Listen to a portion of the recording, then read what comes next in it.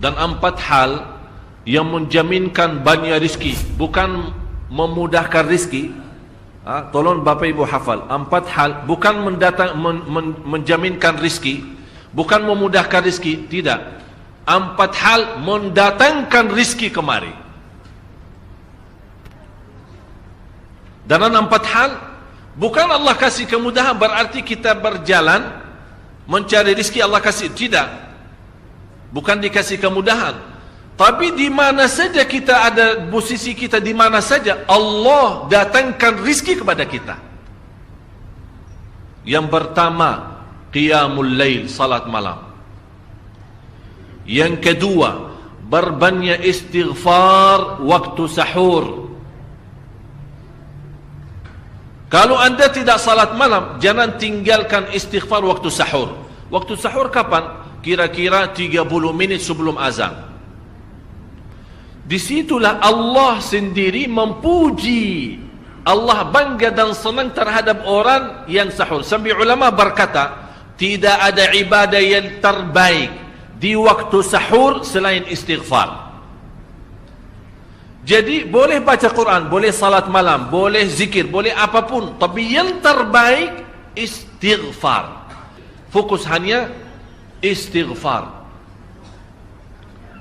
Astaghfirullah wa atubu ilaih, termasuk istighfar Allahumma anta rabbi la ilaha illa ant, yang Bapak Ibu tahu sayyidul istighfar, yang terutama, yang paling luar biasa. Allahumma anta rabbi la ilaha illa anta khalaqtani wa ana abduka wa ana ala ahdika wa wa'dika mastata'at a'udzu bika min syarri ma sana'at abu'u laka bi ni'matika alayya wa abu'u bi dhanbi faghfirli fa innahu la yaghfiru adh-dhunuba. Ya Allah, kalau kita fahami doa ini luar biasa. Oleh karena itu kata Rasulullah, barang siapa yang membaca sayyidul istighfar, kemudian di malam hari dengan keyakinan dia meninggal habis baca istighfar, masuk surga. Masuk surga. Berarti ini salah satu doa yang menjaminkan dengan mudah masuk surga. Jadi 4 hal yang mendatangkan rizki, bukan kita mencarinya, dia yang datang kemari. Apalagi saat mencari lebih mudah. Qiyamul lail, salat malam. Tapi dalam bahasa, mohon maaf Bapak Ibu, dalam bahasa Arab disebut qiyamul lail, bukan salat. Tapi kalau diterjemahkan dalam bahasa kita salat. Tapi kenapa di situ qiyamul lail? Diberikan qiyamul lail, qiyam artinya berdiri. Berarti lama, saking lama berdiri dikaitkan jadi qiyamul lail. Qumil laila ya ayyuhal muzammil. Apa terus? Qumil lail, berdirilah saat malam. Berdirilah, bukan salatlah malam, tidak, berdirilah malam hari. Itu dahsyatnya di situ berdiri. Qiyamul lail. Yang kedua, berbanyak istighfar. Yang ketiga, berbanyak sedekah. Sebenarnya bukan istilah berbanyak sedekah. Kadang-kadang orang bersedekah 100 juta, udah saya sudah bersedekah 100 juta. Bukan itu. Bukan yang dimaksud berbanyak sedekah itu dari sisi uang itu banyak atau sedikit, bukan. Yang dimaksud rahasia sedekah, ta'ahudus sedekah, istiqamah bersedekah. Istiqamah. Itu tidak menjadi masalah besar maupun kecil, itu tidak menjadi masalah. Karena bagi Allah tidak ada artinya besar maupun kecil, kita tidak memberikan kepada Allah. Karena Allah Maha Kaya. Tapi rahasia sedekah itu kita terus menerus sedekah. Siang, pagi, malam, pagi, besok terus, minggu depan. Tidak pernah berhenti. Setiap ada kesempatan selalu kita membawa sedekah. Itu namanya ta'ahudus sedekah. Ta'ahud kalau dalam bahasa sebuah janjian. Seolah-olah kita ada kontrak kerjasama antara diri dan apa? Dengan sedekah. Itu kata ta'ahud, ahad, berjanjian. Saya berjanji. Seolah-olah ada berjanjian antara kita dalam sedekah. Jadi tidak boleh terlepas dari berjanjian. Seolah-olah kita menghormati berjanjian. Bagaimana menghormati? Kita terus kerjasama. Kita beri, Allah ganti berkah sedekah. Kita beri lagi, Allah ganti masih terus. Kita beri, masih Allah terus ganti. Itulah dahsyatnya sedekah. Jadi Bapak Ibu, jangan nunggu hari tertentu, bulan tertentu, malam tertentu kita bersedekah. Jangan.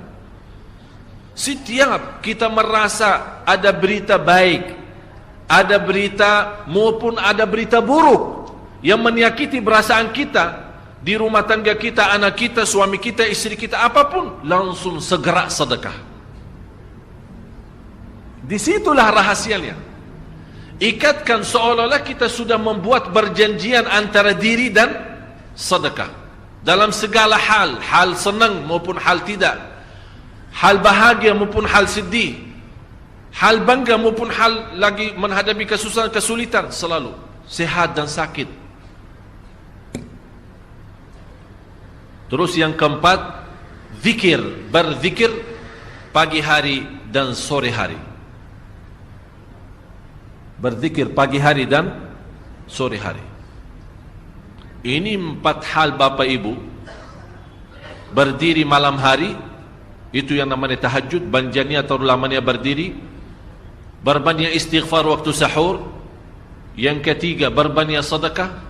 Sudah Bapak Ibu mengerti. Jadi istilah berbanyak sedekah bukan artinya harus banyak dari jumlah hitungannya, tidak. Yang keempat adalah berzikir di pagi hari maupun petang hari. Amman huwa qanitun ana al-laili sajidan wa qa'ima. Sajidan wa qa'ima. Jadi Bapak Ibu, saat kita berdiri lama, walaupun baca satu ayat, diulangi berkali-kali, walaupun baca surah pendek, tapi diulangi berkali-kali, tidak menjadi masalah. Bapak Ibu hanya hafal qulhu. Qulhu dibaca 3 kali, pahalanya seperti baca Al-Quran 30 juz.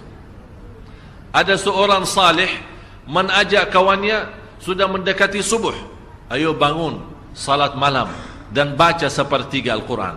Langsung orang itu menjawab, bagaimana saya baca, sebentar lagi mau azan. Bacalah qul huwallahu ahad.